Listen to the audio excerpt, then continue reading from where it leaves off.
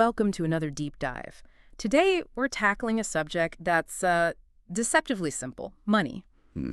We use it every single day, but how often do we really stop to think, what is money, actually? It's so ingrained in our lives that we Yeah. kind of take it for granted. Yeah.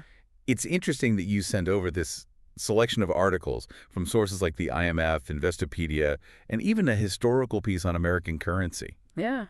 which tells me you're ready to go beyond money buys things. Yeah, Let's do it. see, you know me, always up for digging deeper. So imagine this.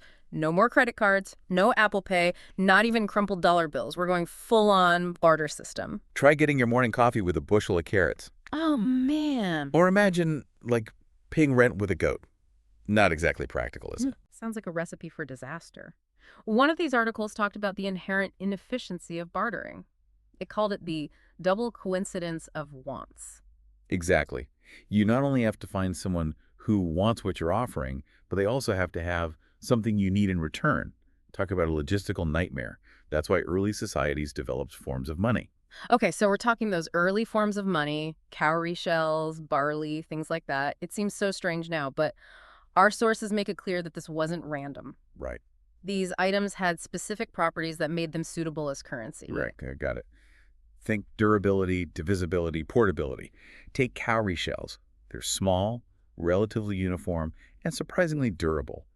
And crucially, there's a limited supply, which prevents their value from, plummeting. That makes sense. It reminds me of that fascinating story from one of our sources about World War II POW camps, where cigarettes became a form of currency, not exactly your typical form of payment. Right. It highlights that in the right circumstances, even unconventional items can become money if enough people within a particular system agree on their value. This underscores the social aspect of money. It's all about shared belief, even in extreme situations. So we've gone from trading chickens to cigarettes, but how did we jump from these tangible goods to the fiat currency we use today? Now that's where things get really interesting. That's the question, isn't it? How did we go from trading like seashells and cigarettes to like these pieces of paper, these digital numbers in our bank accounts? It's a fascinating leap. Remember how we talked about early money needing to be durable, divisible, and have a limited supply? Fiat currency throws a bit of a wrench in that last one. Right. It's like saying, we all agree this dollar bill is worth something. And somehow, it actually works. But why? Because it's backed by something even bigger than a limited supply. It's backed by governments and essentially public trust. That's a powerful concept. But if it's all based on trust, what happens when that trust erodes? One of the articles mentioned hyperinflation. That's a worst-case scenario, right? Absolutely. We've seen examples throughout history where a country's currency becomes virtually worthless due to a loss of faith in the system. That's where central banks come in. They try to maintain that delicate balance. So they're like the referees of the money game, making sure nobody's printing money in their basement. In a way, yeah. They control the money supply, which is way more complex than just printing bills. They set interest rates, buy and sell government bonds, all these tools to manage inflation and keep the economy stable.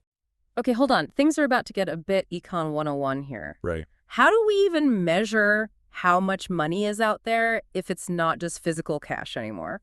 Good point. It gets surprisingly complex. You've probably heard of terms like M1, M2, M3. Yeah.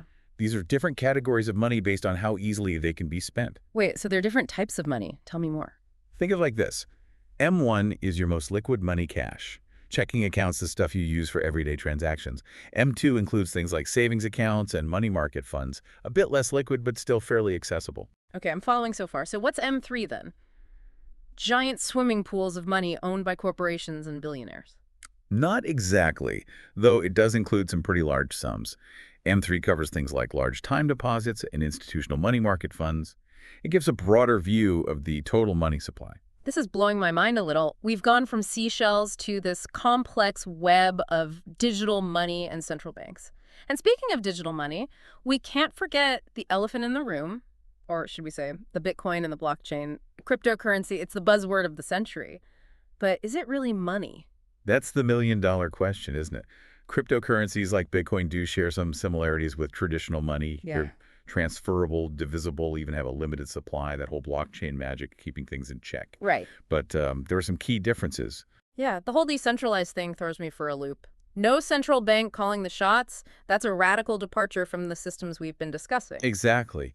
And that's what makes it so intriguing. Crypto enthusiasts will tell you this is the future, Right. cutting out the middleman, empowering individuals. Our sources highlight the potential of blockchain technology to revolutionize finance, and it's hard to ignore that. But then there's the volatility factor. I checked the news one day and Bitcoin is skyrocketing. The next day it's taken a nosedive. That doesn't exactly scream stable store of value. That's the big caveat.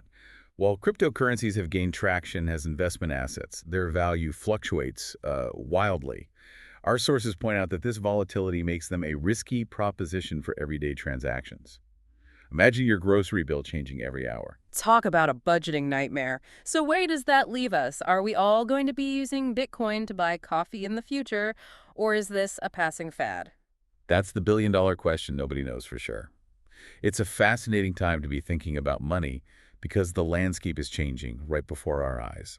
We've gone from trading shells to trusting governments with pieces of paper to now potentially putting our faith in algorithms. It's mind-boggling when you think about it. This deep dive has really made me question what money truly is. It's more than just a means of exchange. It's a reflection of our values, our trust, even our anxieties about the future.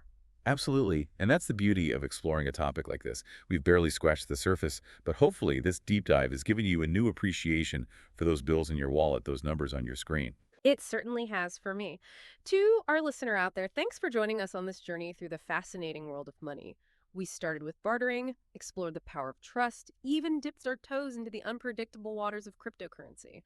If there's one takeaway, it's that the story of money is far from over. Who knows what innovations and challenges lie ahead?